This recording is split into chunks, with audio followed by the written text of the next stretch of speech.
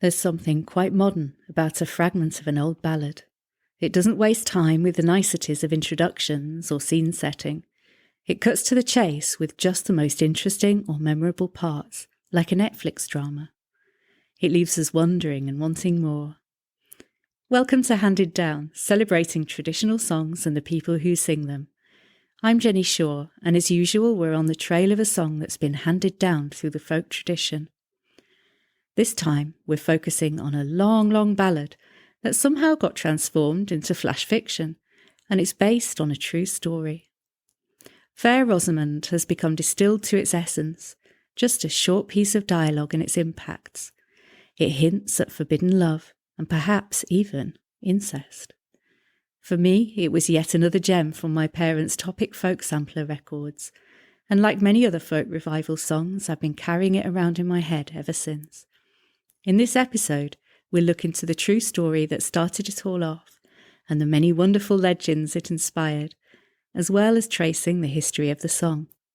And it all starts with a king. When as King Henry ruled this land, the second of that name, beside the Queen he dearly loved, a fair and comely dame. Most peerless was her beauty found, her favour and her face. A sweeter creature in this world did never prince embrace. Every now and then, a story really catches the imagination and becomes transformed into the stuff of legend. It taps into something timeless and is repeated throughout the ages, adapting to each era. In our age of rapid news cycles, a few weeks is a long time, but a particularly salacious story, one of scandal perhaps, might go on for many years. This particular royal scandal is 850 years old. Saint Nicholas, God is truth, Timbreus Feuereschonehus, at the birth, at the bar, Saint Nicholas, bring us welfare. King Henry II seems like an unlikely romantic hero. A short, stocky and scruffily dressed redhead, he was given to fits of temper and brooding. But he was also good-looking, intelligent and energetic, and very successful with women. He was a king, after all. The first of the Plantagenets, he expanded his kingdom and reformed both the law and the English currency. Later in his life, his sons and his wife rebelled against him, egged on by nobles who saw opportunities for themselves, and drawing a number of neighbouring countries into the fight. And yet somehow he survived, continued to rule, with his sons forced to reconcile with him. This was also the king whose careless words led to the death of Thomas à Becket, the then Archbishop of Canterbury, and unwittingly created a saintly cult and the most popular pilgrimage site in medieval England.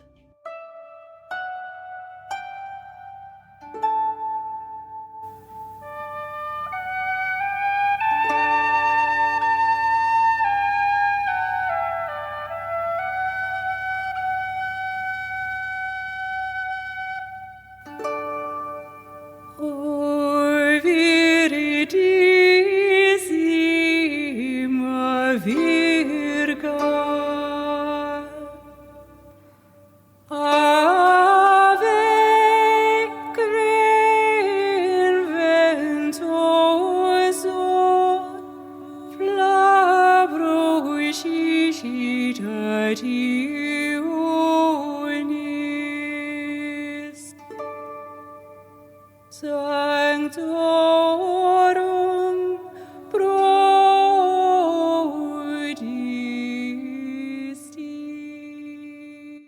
Rosamund Clifford was said to be the greatest beauty of her age, the fair rose of the world, the Rosamundi. Some say she was the love of Henry's life and a rival to the powerful Queen Eleanor of Aquitaine. We know that she was the daughter of a lord, Walter de Clifford, and that she spent some of her formative years and the end of her life at Godstow, near Oxford. We also know that she and Henry had an affair, and that she had a relatively short life, dying in her late 20s or early 30s. but after that legend takes over from fact. The first written record of Rosamund's story is perhaps the most lurid and fanciful. It comes from the French Chronicle of London, compiled sometime in the 14th century.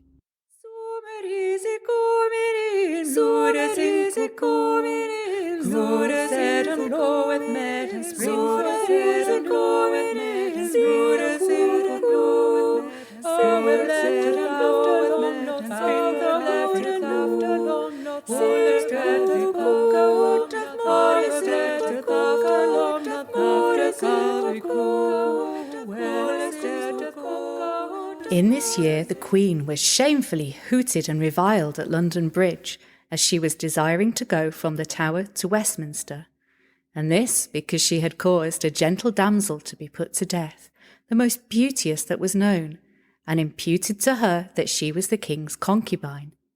For which reason the Queen had her taken and stripped all naked, and made her sit between two great fires in a chamber quite closed, so that this very beauteous damsel was greatly terrified, for she thought for certain that she should be burnt, and began to be in great sorrow by reason thereof. And in the meantime the Queen had caused a bath to be prepared, and then made the beauteous damsel enter therein, and forthwith she made a wicked old hag beat this beauteous damsel upon both her arms with a staff, and then, so soon as ever the blood gushed forth, there came another execrable sorceress, and brought two frightful toads upon a trowel, and put them upon the breasts of the gentle damsel, whereupon they immediately seized her breasts and began to suck. Two other old hags also held her arms stretched out, so that the beauteous damsel might not be able to sink down in the water until all the blood that was in her body had run out. And all the time that the filthy toads were sucking at the breasts of this most beauteous damsel, the Queen, laughing the while, mocked her, and had great joy in her heart at being thus revenged upon Rosamund. And when she was dead, the Queen had her body taken and buried in a filthy ditch, and with the body, the toads. Throughout the Renaissance period, her story was told, retold, and embellished, though the story about the toads seems to have been dropped. John Brompton, a 15th century abbot of Jervaux Abbey, wrote that the king built for Rosamund a bower at Woodstock of admirable architecture, similar to Daedalus's work, lest perhaps he should be easily embarrassed by the queen. In Greek mythology, Daedalus was the architect of the original labyrinth. In other words, King Henry built a labyrinth to hide his mistress from his wife. That's a king-size solution to an age-old problem. We'll let the Elizabethan poet Michael Drayton take up the tale.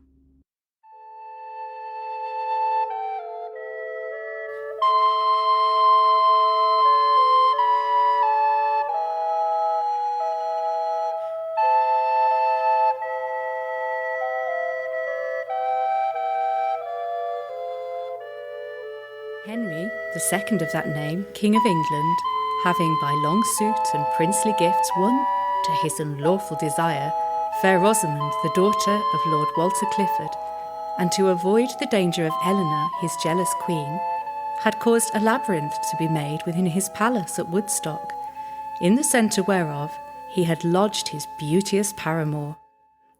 Whilst the king is absent in his wars in Normandy, this poor distressed lady, enclosed in this solitary place, touched with remorse of conscience, writes to the king of her distress and miserable estate, urging him with all means and persuasions to clear himself of this infamy and her of the grief of mind, by taking away her wretched life. What follows is the most dramatic outpouring of remorse in a fictional letter from Rosamund to King Henry, in which she decries her own wickedness against God and the wronged wife, Queen Eleanor. Punish my fault, or pity mine estate. Read it for love, if not for love, for hate. If with my shame thine eyes thou fain wouldst feed, here let them surfeit on my shame to read. This scribbled paper which I send to thee, if noted rightly, doth resemble me. As this pure ground whereon these letters stand, so pure was I, ere stained by thy hand. ere I was blotted with this foul offence, so clear and spotless was mine innocence. Now, like these marks which taint this hateful scroll, such the black sins which spot my leprous soul. There's 6 pages of Into this. a beast thou hast transformed thy love, nay, worse far, degenerate from kind, a monster both in body and in mind. The waxen taper which I burn by night, with his dull vapoury dimness mocks my sight. I think Michael Drayton might have been working out some issues of his own here. Let's move on.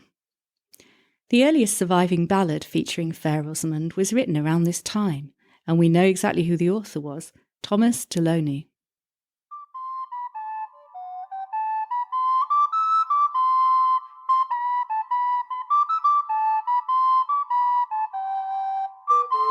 Yea, Rosamond, fair Rosamond, her name was called so, to whom our queen Dame Eleanor was known a deadly foe. The king, therefore, for her defence against his furious queen, at Woodstock built such a bower the like was never seen.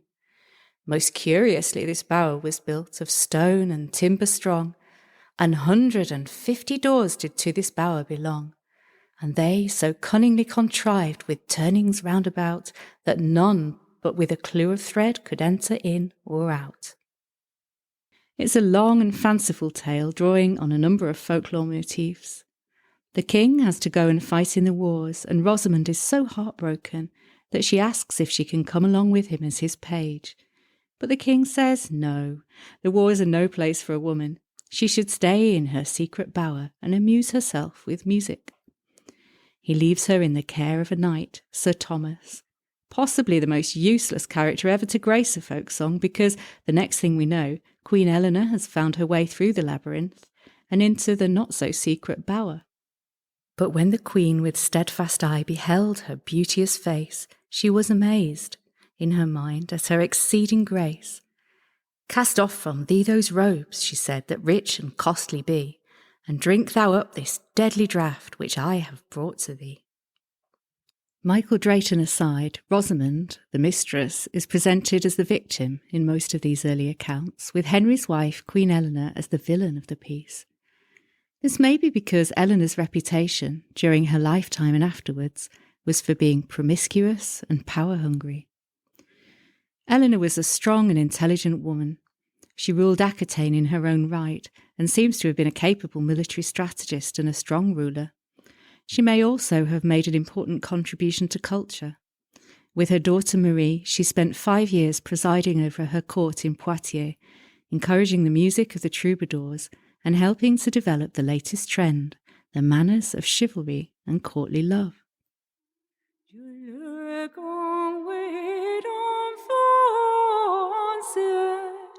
S'il m'aime, si fais-je lui, Dieu le garde ma chance. Later in their marriage, the experienced Eleanor dared to question some of Henry's more questionable policies, and eventually it was she that incited her sons to rebel against their father.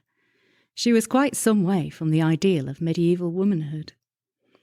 Eleanor has a ballad of her own, Queen Eleanor's Confession, in which she confesses on her deathbed to a number of sins, including adultery and plotting to kill the king.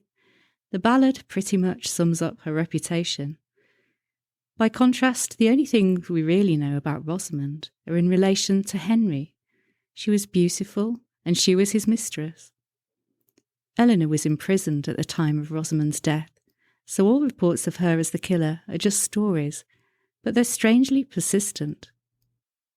Queen Eleanor was a sick woman, and sick just like to die, and she sent for 2 friars of friends to come to her speedily. We might well come back to this ballad in a later episode, but now that we've got all the backstory, let's look at the song Fair Rosamond. I first heard it sung by Hetty West on Topic Folk Sampler No. 2, probably before I was 3. This version of the song comes from Massachusetts. It appears in Eloise Hubbard Linscott's collection, Folk Songs of New England. Linscott was a folklorist and song collector, and it looks as though she may have collected this song herself. The notes in the book certainly suggest she did.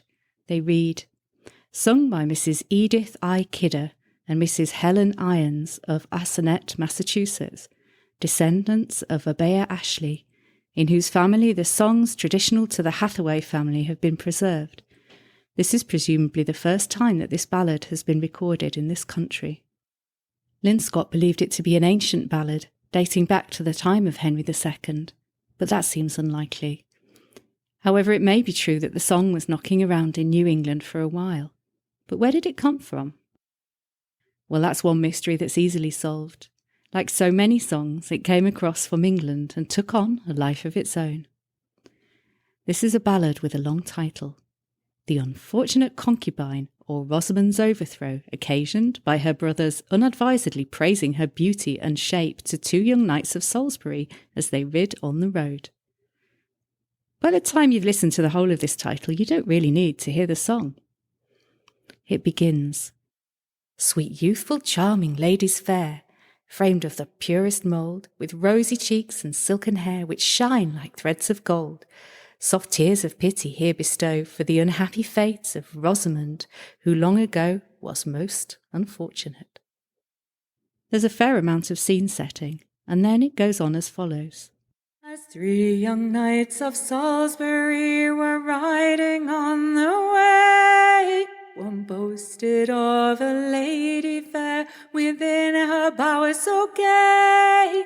"I have a sister," Clifford said, "but few men do her know. Upon her face her skin appears like drops of blood on snow." He goes on to praise her hair and her breast, and says that he hopes Henry will never get to hear of her. But, of course, Henry does overhear. He sends for Clifford and asks him to take a letter to his sister, summoning her to his royal bed. When Rosamund reads the letter, she's angry with her brother. "Why did you boast beyond your bounds?" she says. "You might have talked of hawks or hounds and never bragged of me." She also cries because she could have married a lord rather than being the king's mistress.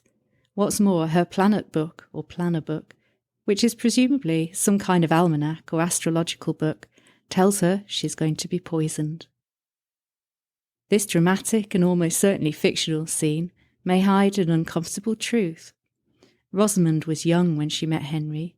She may have been in her teens while being educated by the nuns at Godstow, and she likely had little say about becoming his mistress, because who can refuse a king?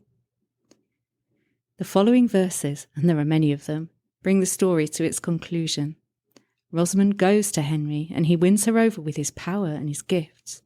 He sets her up in a labyrinth, finding his way to her each time with a silken thread. But the jealous and wicked Eleanor eventually finds this out, follows the silk, and poisons her rival.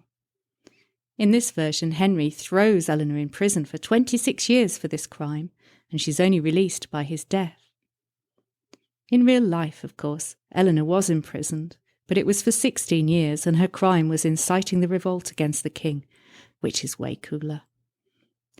This is a very long ballad, the type that's not often sung these days. It's found in several collections from the 18th century, although it may have been older.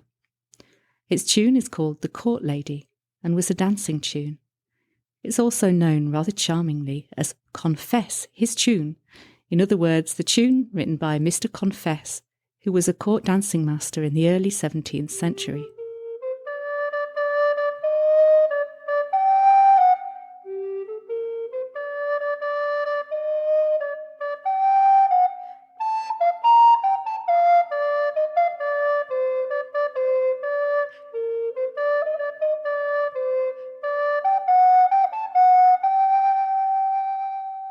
Our modern version of Fair Rosamond almost certainly comes from this ballad. I think the tune has hints of the court lady too, although it's much simpler. A tune for ordinary folk, not kings and queens, but still with a hint of the regal about it. This original ballad of Fair Rosamond has 52 verses. In the 18th century and earlier, this might have been a welcome diversion in the long winter nights, but I can't imagine many modern audiences having the patience for it.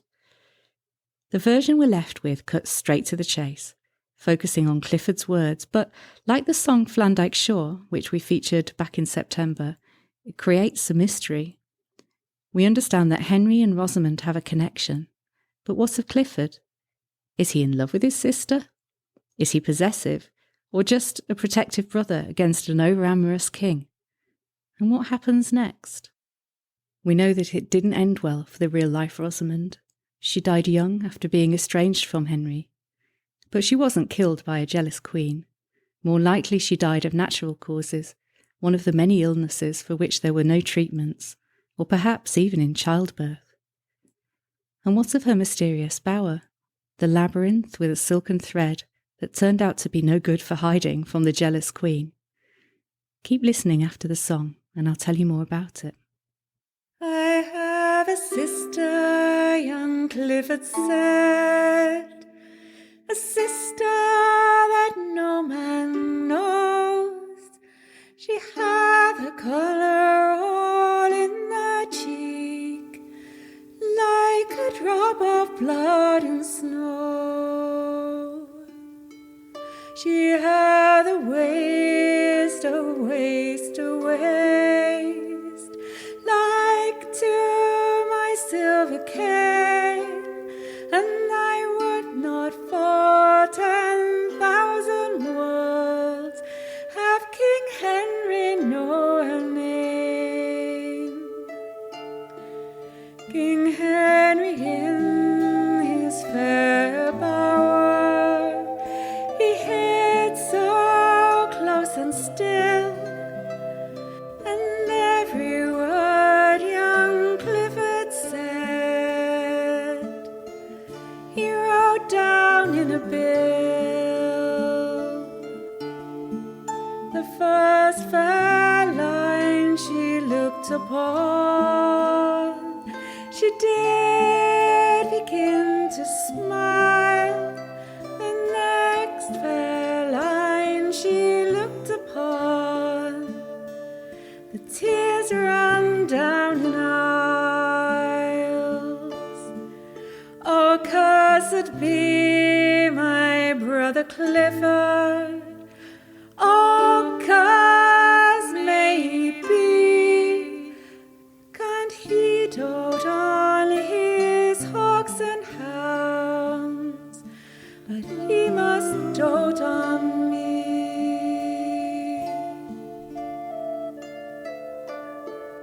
I have a sister, young Clifford said, a sister that no man knows.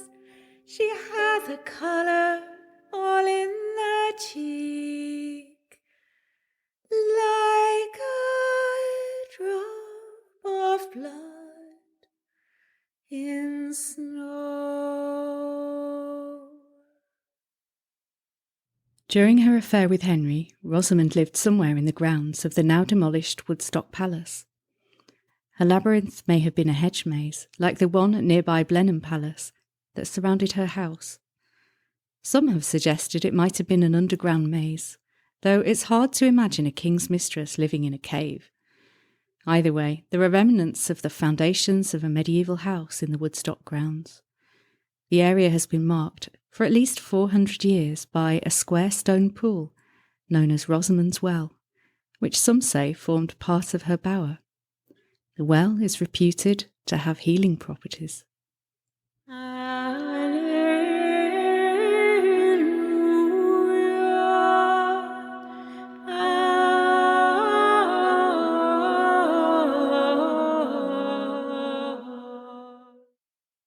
Thank you for listening.